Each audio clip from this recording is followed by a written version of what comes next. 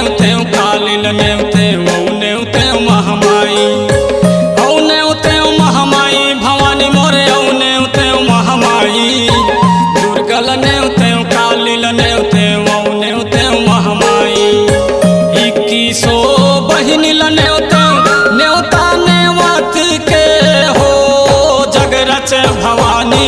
नेवता नेवत के हो तुल नेवते दाई नेवता नेवत के हो 9 दिन के जग माँ हो तुल नेवते माता 9 दिन के जग माँ हो तुल नेवते माता 9 दिन के जग माँ हो।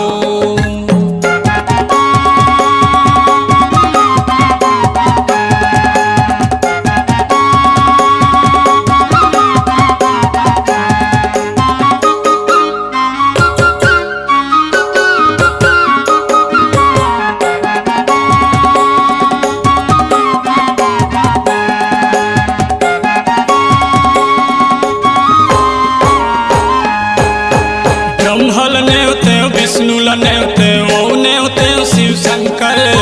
ब्रह्मल नेवते विष्णुल नेवते औ नेवते शिव शंकर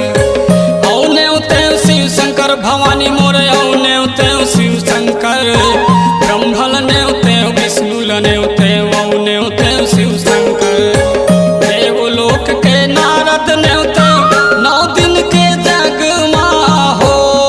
जग रच भवानी 9 दिन के जग माँ हो तुल नेवते माता 9 दिन के जग माँ हो 9 दिन के जग माँ हो तुल नेवते माता 9 दिन के जग माँ हो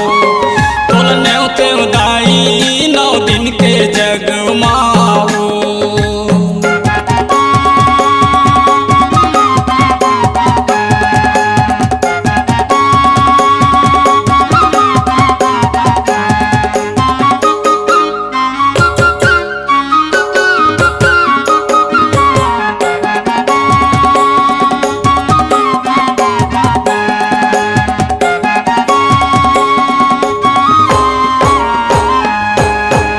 आगिल नेवते पानिल नेवते औ नेवते पुरवैया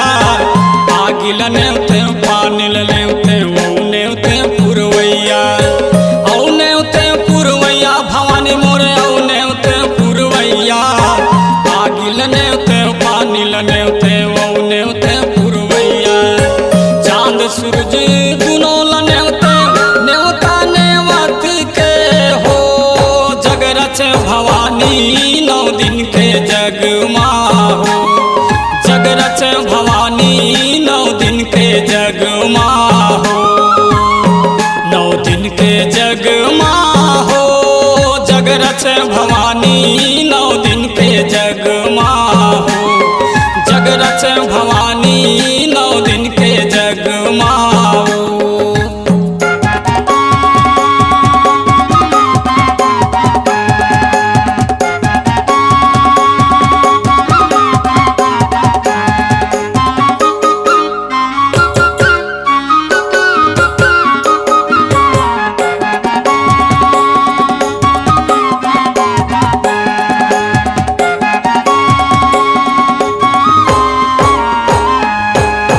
धरती नेवते आकाश नेवते औ नेवते सब दुनिया